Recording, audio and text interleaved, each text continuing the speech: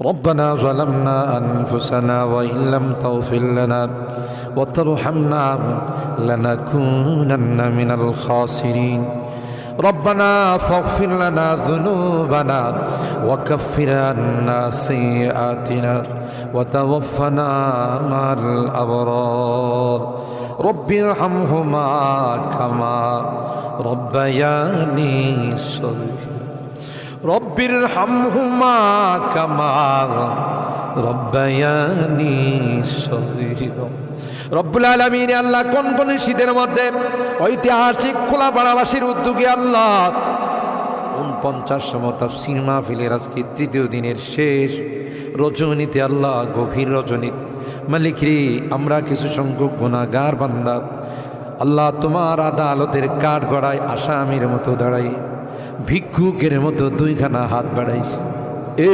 মালিক মেহেরবানি করে আমাদের জিন্দেগির গুনাহগুলো মাফ কর ও রব্বে করিম তুমি তাকাইয়া দেখো বুড়া মানুষগুলো ঘরে যায় না আগে মা বোনরাও ঘরে যায় নাই আমার কলিজার টুকরা সন্তান যুবকরাও ঘরে যায় কাঙ্গালের মতো হাত বাড়াইছি এ মালিক তাওবা করতেছি আর জীবনে কোনো গুনাহ করব না আর জীবনে কোনো নাফরমানি করব আল্লাহ ওয়াদা করলাম আর জীবনে কোনোদিন নামাজ ছাড়ব না আর জীবনে কোনোদিন বেপরদায় চলবো না ইয়া আল্লাহ মেহেরবানি করে আমাদের তাওবাগুলোকে কবুল করে নাও ইয়া আরহামার রাহিমিন ইয়া আকরামাল আকরামিন আল্লাহ মনে চাইছে বিছনায় আরাম করার জন্য না না না আরামের ঘুমকে হারাম করে শীতকে উপেক্ষা করে শুধুমাত্র কেবলমাত্র আল্লাহ তোমার কাছে তাওবা করার জন্য বসে রইলাম আমাদের গুনার কারণে যদি জাহান্নামে দিয়ে দাও কে বাঁচাবে কে আমাদেরকে জাহান্নাম থেকে রক্ষা করবে ও মালিক কিয়ামতের কঠিন ময়দানে আমাদেরকে তুমি গুনাহগার বলে ডাক দিও না ইয়া আল্লাহ কোরআনের মধ্যে আছে জাহান্নামীরা জাহান্নামের আযাব সহ্য করতে না পাইরা করুতি মিনতির সাথে কাকুতি মিনতির সাথে বলবি ইয়া মালিক লিয়াকদি আলাইনা রাব্বুক এ জাহান্নামের দারোগা মালিক ভাই আর সহ্য হয় না আর সহ্য হয় না মালিক রে কো আমাদের জন্য কোনো ফায়সালা করে দে 1000 বছর পর জবাব আসবে ইন্নাকুম মাকিসুন এই জাহান্নামে তোদেরকে থাকতে হবে কোনো ডাকের সাড়া দেওয়া হবে আল্লাহ তোমার কোরআনে তুমি বলছো কালাকসাউ ফিহা ওয়ালা তুকাল্লিমুন অপমানিত হয়ে জাহান্নামে থাক কোনো কথা বলবি না কবরের মধ্যে সাপ বিচ্ছু কামড়াবে একদিক দিয়া চামড়া পুড়ে গেলে আরেক দিক দিয়া নতুন করে গজাবে এ মালিক দুনিয়ার কোনো বিষাক্ত সাপ দেখলে বাঁচাও বাঁচাও করে চিৎকার করে একটা নয় দুইটা নয় 99টা সাপ একে একে কামড়াবে একটা সাপ চুল মারলে 99 হাত মাটির নিচে চলে যাবে বিচ্ছু কামড়াবে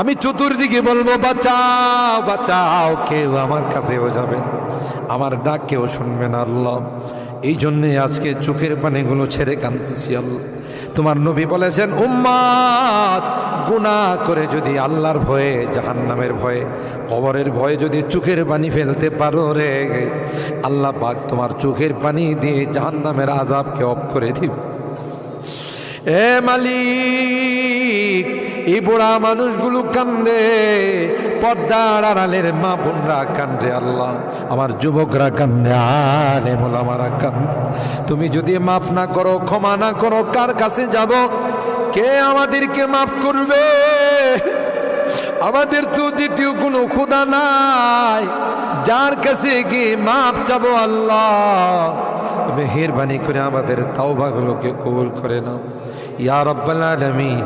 আল্লাহ আমাদের জিন্দেগির সমস্ত গুনাহ খাতাগুলোকে মাফ করে দাও। এ আল্লাহ আমাদের তাফসীর মাহফিলকে কবুল করে নাও।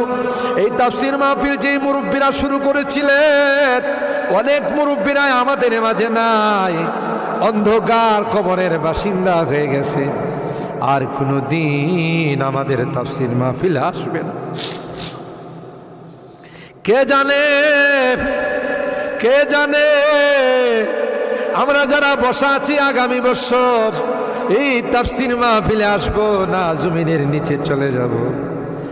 ও মালিক, মালিক আল্লাহ আমাদের কেউ নাই, তুমি বিনে আমাদের কেউ নাই রে আল্লাহ। একটা মা যদি হারানো সন্তান পায়, মা বুকে নে কুলে নে চুমু খা, আমরা শয়তানের ধোঁকায় পড়ে রাস্তা হারাইয়া তোমার রাস্তা ছেড়ে দেয়া গুনার রাস্তায় চলে গেছিলাম। বিজাতিদের উৎসবে আমরা উৎসাহিত হয়েছিলাম, আজকে মাপ চাই, মাপ চাই, তাওবা করলাম আল্লাহ, আর জীবনে কোনো গুনাহ করব না। ও মালিক, এই তাফসীর মাহফিলে যারা কথা দিয়ে পরামর্শ দিয়ে টাকা পয়সা দিয়ে সাহায্য করেছে আল্লাহ সকল আর দানগুলোকে কবুল করে নাও ইয়া আল্লাহ। আজকে তৃতীয় দিন, আরও যে দিনগুলো আছে আল্লাহ, প্রত্যেক দিন ওলামাদের কাছ থেকে মুফাসসিরিনদের কাছ থেকে তাফসীর শুনে যেন আমরা আমল করতে পারি আল্লাহ, সেই তৌফিক নসিব করে দাও। আমাদের রোগীদেরকে পরিপূর্ণ শিফা নসিব করে দাও ইয়া আল্লাহ। অনেক রোগীরা দোয়া চাইছেন, সকলকে পরিপূর্ণ শিফা নসিব করে দাও, শিফায়ে কামেলা আজলা দায়মা মুস্তামিরা নসিব করে দাও। অভাবীদের অভাবকে দূর করে দাও, পেরেশানিওয়ালাদের পেরেশানিকে দূর করে দাও। এ মালিক, মুসিবত জাদাদেরকে মুসিবত থেকে উদ্ধার করে দাও ইয়া আল্লাহ। এখানে যারা হাত উঠাইছেন জানি না কে কি উদ্দেশ্য নিয়ে হাত উঠে, সকলার দিলের নেক মাকাসিদগুলো পূরণ করে দাও আল্লাহ। আমার মুরব্বীদেরকে আবু বকরের মতো বানাই দাও আল্লাহ। আমার যুবককে কলিজা টুকরা সন্তানদেরকে জান্নাতি কাফেলার সদস্য বানাই দাও। আমার মা বোনদেরকে আল্লাহ আম্মা জান খাদিজাতুল কুবরা, আয়েশা সিদ্দিকা, ফাতেমাতুজ জাহরার মতো বানাই। মালিক রে, আজকের মোনাজাতে শেষবারের মতো বারবার মা বাবার কথা মনে পড়ে, জানি না কার মা নাই কার বাবা নাই। এখানে আমরা যারা হাত উঠাইছি আল্লাহ, অনেকেরই মা নাই, অনেকেরই বাবা নাই রে আল্লাহ। কতদিন হয়ে গেল কবরের বাসিন্দা হয়ে গেছে, কবরের পাশে যাইয়া মা মা মা বলে চিৎকার করি, কোনো জবাব দেয়। কত আদর স্নেহ মায়া মমতার সোহাগ দিয়ে আমাকে বড় করে নিজে না খাইয়া আমার খানার ব্যবস্থা করছে। মা জনম দুঃখিনী মা আল্লাহ, যার চেহারার দিকে তাকাইলে কবুল হজের সব পাওয়া যায়। বাড়িতে ফিরতে দেরি হলে ডাক্তার সাথে সাথে মা দরওয়াজাটা খুলে দিত। আজকে বাড়িতে যাই কত টাকা ডাকি, কেউ যে আমার দরওয়াজাটা খুলে দেয় না, কারণ আমার জনম দুঃখিনী মা যে দুনিয়াতে নাই। বাবা কাঁধে কোলে নিয়ে আমাকে বড় করছে, অনেক সময় মনে চাইছে অনেক কিছু খাইতে, তা খায় নাই। ভালো কাপড় চুপড় পরতে মনে চাইছে, তাও আমার বাবা পড়ে নাই। জায়গা জমি বাড়িঘর সব কিছু দিয়া অন্ধকার খবরে আজকের মোনাজাতে বারবার ওই মা বাবার চেহারাগুলো মনে পড়তেছে। গুনার কারণে যদি তোমার জাহান্নামের আসামি হয়ে থাকে, আমরা তোমার কাছে মাপ চাই, ক্ষমা চাই আল্লাহ। আমাদের মা বাপকে ক্ষমা করে দিও, তাদের কবরগুলো জান্নাতের বাগান বানাই দিও। যাদের মা বাবা বেঁচে আছেন আল্লাহ তাদের হায়াতে বরকত দিও।